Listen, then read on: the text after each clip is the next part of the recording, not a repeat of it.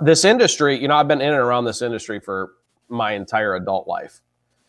And, I got started with the big Amway way back in the day. I think before Kyle was even born, because he's like 14 or something. But that was my first glimpse into this industry, and I immediately fell in love because I wrote something down when you guys were doing your intro. I'd like to share it, and then I'm going to shut up for a while.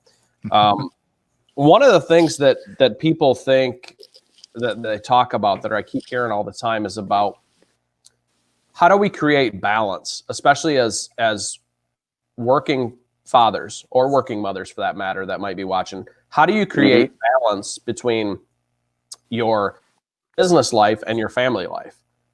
And to which I would ask, how do you create balance between your job and your family life? You don't. So balance is not something that exists, at least for a season.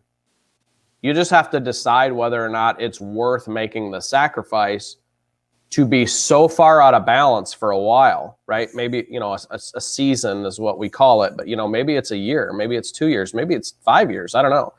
But you have to be okay with being so far out of balance that then you have the ability to really turn the tide the other way, right? I think that's what a lot of people struggle with, is feeling like they're neglecting certain things in their life.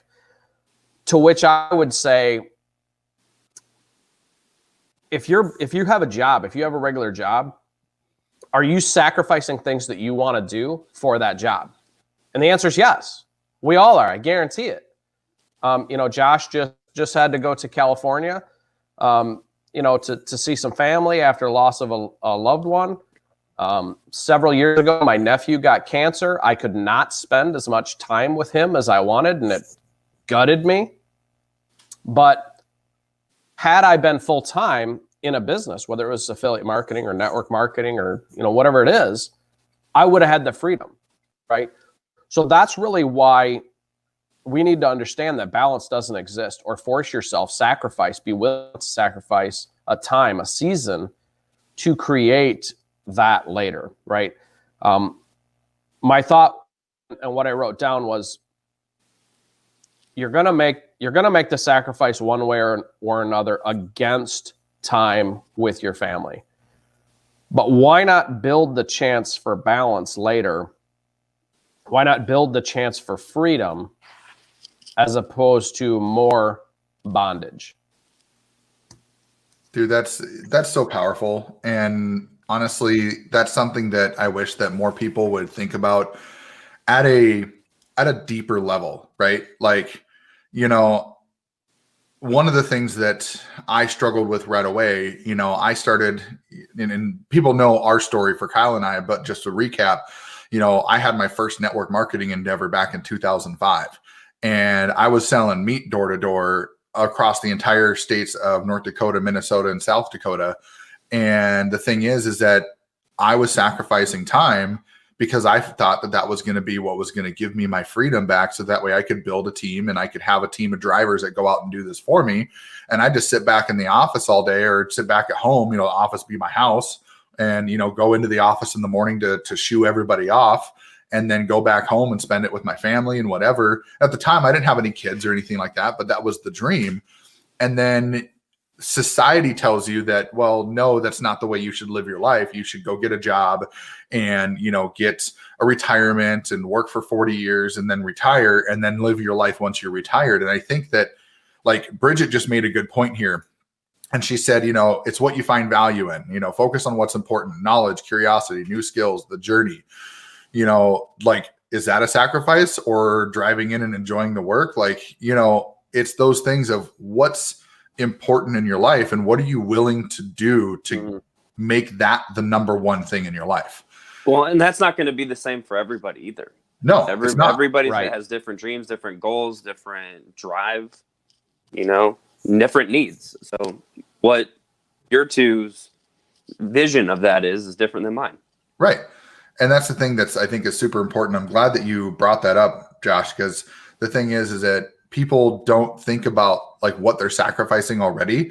But then when they look at a new opportunity and they think about what they have to sacrifice, which generally is time, because if you're working a full-time job, and there's no question, Kyle and I have both said it on the podcast before, we both still work day jobs, we still work full-time. But the thing is that we looked at this and said, okay, is it worth sacrificing my free time to build a business so that way later on I can have more free time, or am I just doing this as a hobby? That's exactly what it is. I mean, I think I've told this story before, but there was a question out there in the Facebook universe, and they're like, what are you working for, time or money?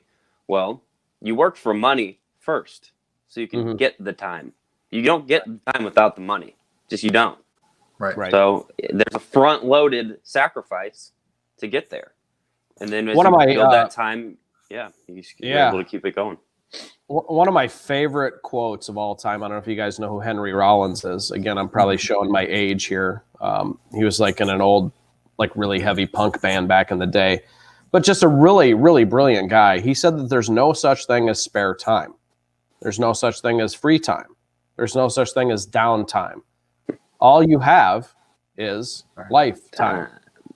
So, instead, here's what cracks me up the most, I guess.